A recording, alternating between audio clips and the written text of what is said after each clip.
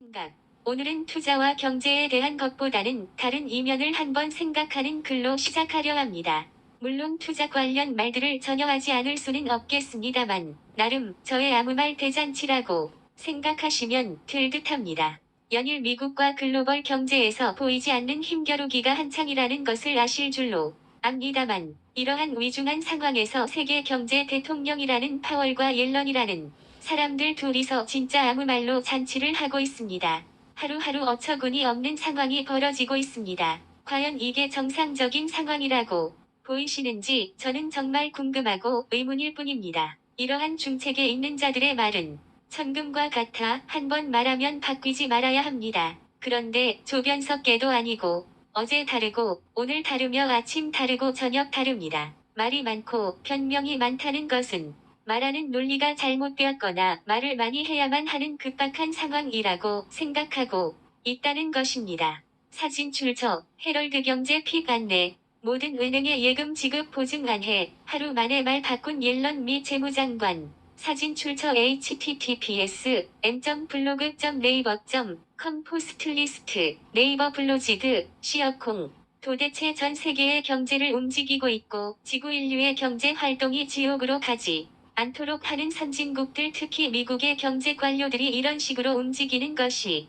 과연 정상적인 상황이라고 보여지시는지를 생각하게 됩니다. 어제는 은행들을 다 구제해주겠다는 말보자기를 열고 오늘은 그렇지만 다 보장을 해주지는 않는다라는 식으로 하면 과연 신뢰와 자본을 바탕으로 하는 자본주의 사회에서 과연 지속 가능한 체제가 유지될 수 있을까요? 아직도 신하에게는 12척의 배가 남아있사옵니다. 라는 이순신 장군의 말씀이 아니라 자료 출처 네이버 블로그 기분 좋은 하루 명량 영화 속의 한 장면. 현재 미국에는 중소기업들의 파산이 끝난 것이 아니고 아직도 파산할 중소은행이 190개가 남아있고 3천억 달러에 보이지 않는 미실현 손실이 있다고 보여지며 연준은 아마도 10개 미만으로 보는 듯 합니다. 이런 상황에서 과거를 반추해보면 1980년대 미국 대부조합 부도 사건도 이런 식이었습니다. 1920년 대공황 때도 마찬가지이고요. 우리는 미래를 알 수 없습니다. 하지만 과거의 역사를 반추해보면 인류는 항상 똑같은 방식은 아니지만 반복을 한다고 합니다. 그래서 항상 성장과 발전을 이야기하는 사람들은 이런 역사를 오히려 이용하여 이번에는 다르다 라고 하며 과거는 그렇지만 이번에는 다르다 매번 혁신과 창조가 있어 다르다 라고 합니다. 하지만 결과를 돌이켜보면 다르지 않습니다. 하늘과 태양 아래 이 세상에 다른 것은 아무것도 없다는 말이 있듯이 말이지요. 물론 이런 말도 어느 정도 인터넷이라도 조사를 한 분들은 아시겠지만 누누이 말씀드리지만 전혀 관심 없고 오늘도 국내 증권시장에서 오르는 종목이 없나 있나 하고 컴퓨터 돌리고 자문을 구하고 넋두리하며 날아드는 불나방들이 많을 것입니다. 분명 비정상적인 상황입니다. 정상적인 것을 정상이라고 하는 것은 무리가 없습니다. 비정상을 정상으로 여기는 것이 진정 비정상적인 상황인데 이제는 이러한 비정상적인 상황을 정상이라고 하고 모든 것들을 맞추어 가고 있습니다. 채권부터 먼저 정상으로 가고 있습니다. 파월과 옐런은 모든 준비가 되어 있다. 어떠한 수단과 방법을 통해서라도 이러한 사건을 막을 준비가 되어 있다 라고 말합니다. 과연 이게 진짜 준비가 되어 있다고 말들을 하는 것일까요? 과연 학창시절 부모님에게 공부하라고 잔소리를 듣던 자식이 과연 부모님의 잔소리보다 더 나은 공부를 할 수 있을까요? 스스로 말하죠. 엄마, 아빠 내 공부니까 내가 스스로 알아서 잘합니다. 그러니 아들 공부하는 거 가지고 이래라 저래라 하지 마세요. 이건 제 아들 이야기는 아닙니다. 완전히 제 이야기입니다. 그리고 한마디 더 합니다. 제가 다 알아서 합니다라고 말이죠. 이 말을 하고 나니 누가 이렇게 말한 게 기억납니다. 여러분 이거 다 거짓말인 거 아시죠? 자식을 낳은 부모들은 알려주지 않아도 압니다. 이 말이 거짓은 아니지만 이제는 우리 자식에게 더 이상은 공부에 대해 내가 이래라 저래라 해야 하지 말아야 한다는 것을요. 자신이 스스로 공부하지 않으면 공부가 아니라고 말이죠. 지금 미국의 연준이나 전 세계의 중앙은행은 이러한 실정이라고 보여지고 있습니다.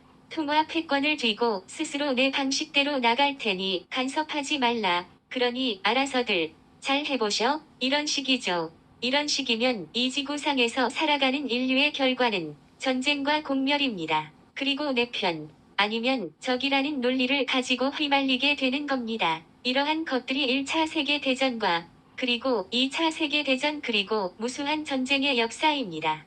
이런 것을 직장 생활을 하는 사람들은 많이 겪는 부분일 것입니다. 직장 생활이나 친구나 내가 싫어하는 사람들은 회피하고 만나지 않게 되고 어디 가서 뒷담화로 욕이나 안 하면 다행이죠. 하지만 이 세상살이라는 게 영원한 적이 없고 영원한 친구가 어디에 있을까요? 혹자들은 말하기도 합니다. 어려운 시절 학창 생활을 같이 한 친구들은 영원히 함께 죽음까지도 가는 친구라고 말이죠. 그런데 이것도 가만히 생각해보면 일종의 새누라고 여겨집니다. 그런 친구들도 자신들이 어려우면 친구 뒤통수를 제일 먼저 치니까 말입니다. 제일 쉽죠. 지가 살기 위해 다른 사람, 특히 친구는 일종의 먹이감일 뿐이라고 말이죠. 일생의 친구 5명도 사귀기 힘든데 죽음까지도 가는 친구요? 글쎄요. 경제와 국가 논리에서는 영원한 친구도 영원한 적도 없는 것이 현실입니다.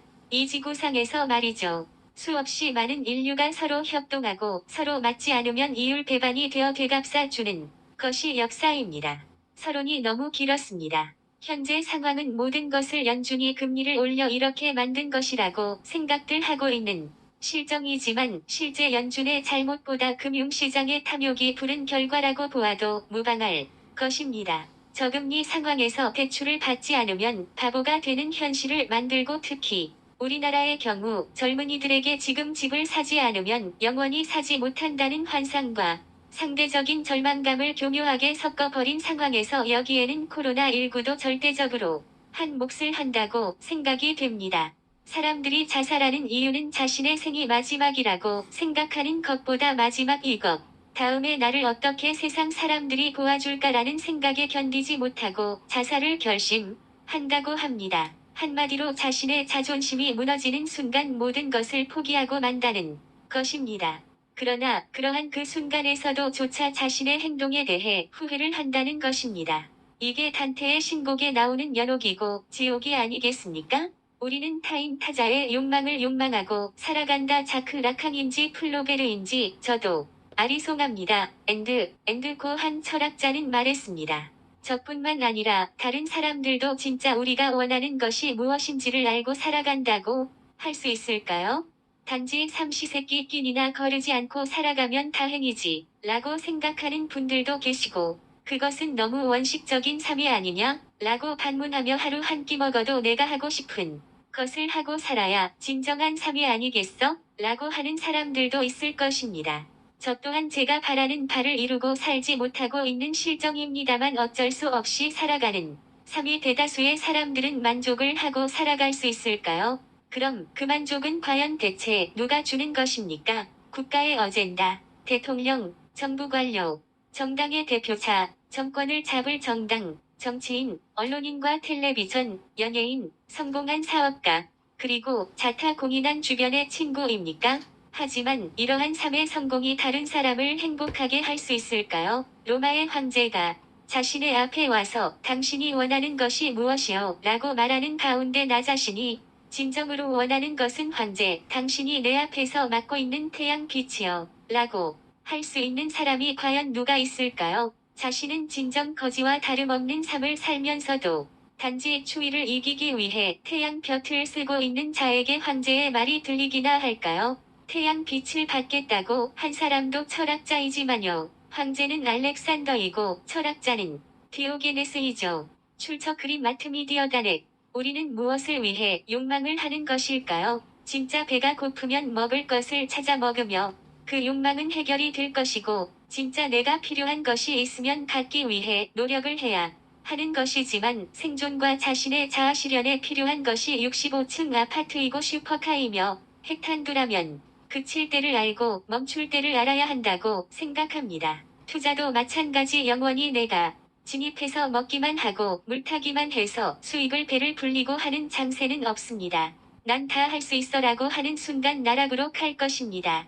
지금은 엄청난 AI 기술이 판치는 세상인 것을 잘들 아실 겁니다. 챗GPT, 앞으로도 더 나은 인공지능이 나올 것입니다. 여기에서 인간의 사고로 단순하게 생각해서 수익을 내는 것은 불가능할 것입니다. 그럼 그러한 인공지능이 생각하지 못하는 것을 생각하는 인간이 결국 살아남을 것입니다. 그게 투자가 아닌 어떠한 직업이나 개인의 사업이 될 것을 생각하고 자식들의 교육도 생각해야 한다고 저는 생각합니다. 저는 종교는 믿지 않는 사람입니다만 종교에서 좋은 말은 인용하는 나쁜 사람일지도 모릅니다. 그래도 성경 구절을 인용하여 마무리를 지으려 합니다. 하늘은 스스로 돕는 자를 돕는다라고 말했습니다. 스스로 자신을 돕기 위해 지금부터 자신이 노력을 게을리 하지 않는 여러분들이 되시기를 간절히 바라겠습니다.